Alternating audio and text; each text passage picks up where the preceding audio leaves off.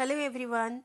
This is about conditional formatting in Excel. I'll tell you an example for the basic formatting also and advanced also. This is raw sales data. Here I'll start first with the basic conditional formatting. In this data, if I want to highlight those values where the quantity is greater than 20. So first I'll select all the values. Here I don't have to select one by one. I'll use the shortcut. Then go to home, conditional formatting. Here we are getting different rules. I'll select greater than. Then I'll write the value 20.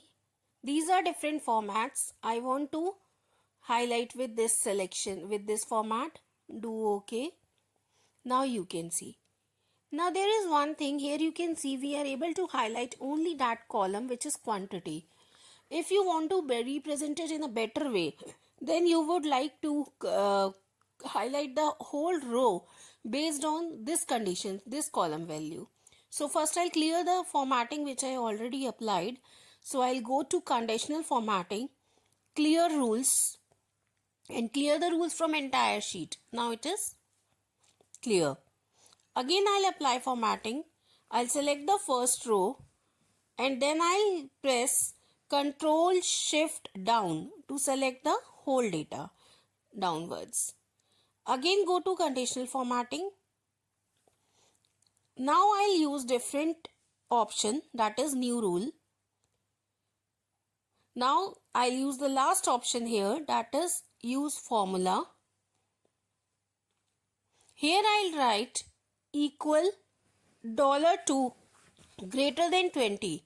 This means I want to highlight those cells in the D column where the value is greater than 20. Here I am using $2. This means D is fixed.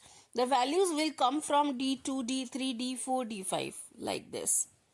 Then I can select any format. It could be font, fill or border. I'll select the fill option. I'll fill that with this yellow shade.